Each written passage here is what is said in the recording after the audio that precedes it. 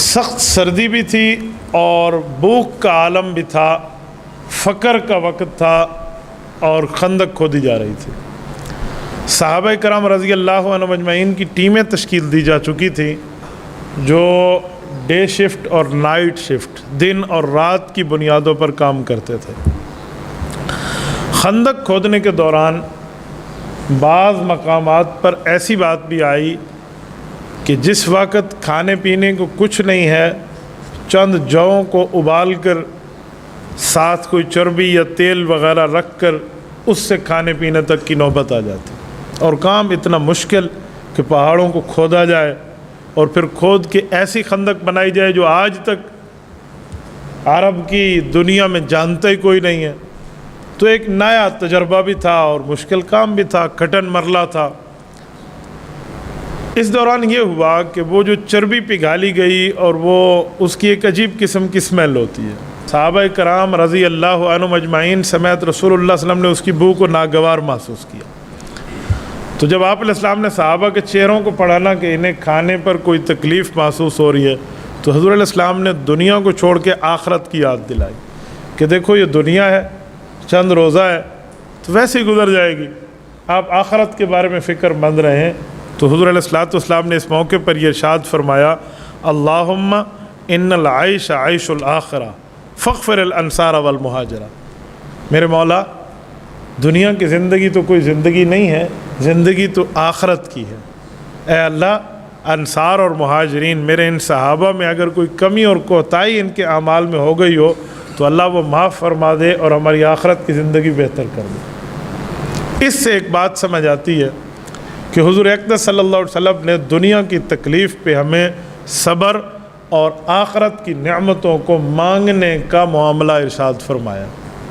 اگر ہمیں بھی دنیا میں کبھی کوئی رزق کے معاملے میں تنگی آئے، کوئی اور مشکلات آئیں تو دل چھوٹا نہ کریں۔ مسلمان کے لیے آخرت پکی ہے، وہ ملنی ہے۔ ہم کوئی غیر مسلم نہیں ہے کہ ہم آخرت پر اعتماد نہ کریں، ہمیں آخرت پر اعتماد کر کے آخرت کو ہی یاد کر لینا چاہیے۔ تو یہ بہت اچھی چیز ہے۔ حضور پاک صلی اللہ علیہ وسلم جب یہ جملہ فرماتے تو صحابہ کرام رضی اللہ عنہم اجمعین ایک بات کا جواب دیتے۔ وہ کہتے ہیں نحن الذین بایعوا محمدا علی الجہاد ما بقینا ابدا، کہ یا رسول اللہ، ہم اس کھانے کی تنگی پر تنگ نہیں ہیں، ہم نے آپ کے ہاتھ پر بیعت کی ہے اور وہ بیعت اس وقت تک ہے کہ کفار سے جہاد کرتے رہیں گے جب تک ہم اس دھرتی پر قائم ہیں، جب تک ہم زندہ سلامت ہیں تو ہم آپ کے ساتھ رہیں گے، وہ مشکل آئے یا وہ آسانی آئے۔ یہ ان کا جواب ہوتا ہے۔ حضور اقدس صلی اللہ علیہ وسلم نے پوری زندگی نہ شعر بنایا اور نہ اشعار خود بنا کر کہے۔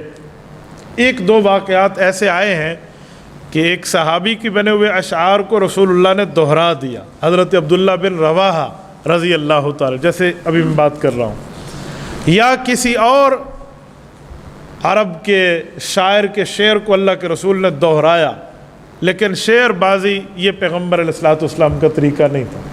سورۃ یاسین سورۃ نمبر 36، اس کا رکوع نمبر 4 ہے اور یہ 23واں پارہ ہے۔ رب کریم فرماتے ہیں وما علمناہ الشعر وما ينبغی لہ، ہم نے پیغمبر علیہ السلام کو شعر کی تعلیم نہیں دی اور نہ رسول اللہ صلی اللہ علیہ وسلم کے شایان شان اشعار تھے۔ اگر اشعار رسول اللہ بناتے، سکھاتے، سناتے تو یہ خدشہ پیدا ہو سکتا تھا، کافروں کی طرف سے اعتراض آ سکتا تھا، دیکھو یہ شاعر ہے اور اس نے قرآن کریم کو لکھ کر دے دیا۔ تو قرآن نے اس کا جواب دیا وما ہوا بقول شاعر ولا بقول کاہن قلیلا ما تذکرون، بہت مشکل سمجھ رہے ہو، یہ اشعار کی بات نہیں ہے، یہ اللہ کا کلام ہے۔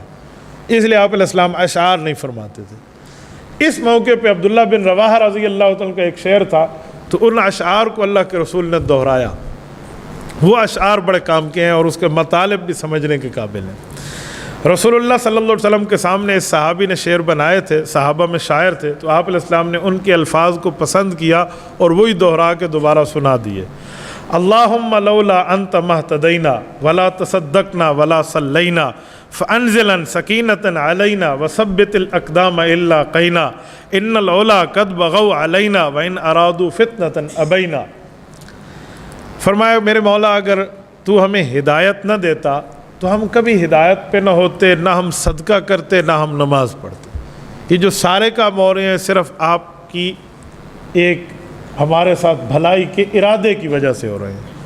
اور اے اللہ، ہم اس جنگ میں ٹھہرے ہیں، ہمارے پاس اسباب کم ہیں لیکن برکات اور آپ کی مدد ہے، تو آپ سکینہ والی برکت ہمارے اوپر لائیے تاکہ کفار سے ہماری مٹھ بھیڑ ہو جائے، جنگ ہو جائے تو ہم ثابت قدم رہیں۔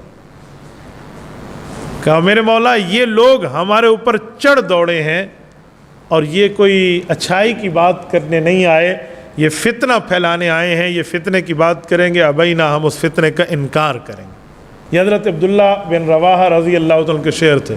حضور علیہ السلام نے شعر پڑھے لیکن جب آخری جملے پہ آئے نا تو وَإِنْ أَرَادُوا فِتْنَةً، اگر یہ فتنے کی بات کریں گے، ابینا، ہم اس کا انکار کریں گے، تو کہتے ہیں آپ علیہ السلام نے بلند آواز سے جملہ فرمایا ابینا، اونچے انداز سے، تو صحابہ کرام رضی اللہ عنہم اجمعین جھوم اٹھے کہ واقعی رسول اللہ صلی اللہ علیہ وسلم اس کلمے کو دہرا بھی رہے ہیں اور ہمارا اللہ سے یہ وعدہ ہے کہ ہم کسی کافر کے فتنے کو تسلیم نہیں کریں گے۔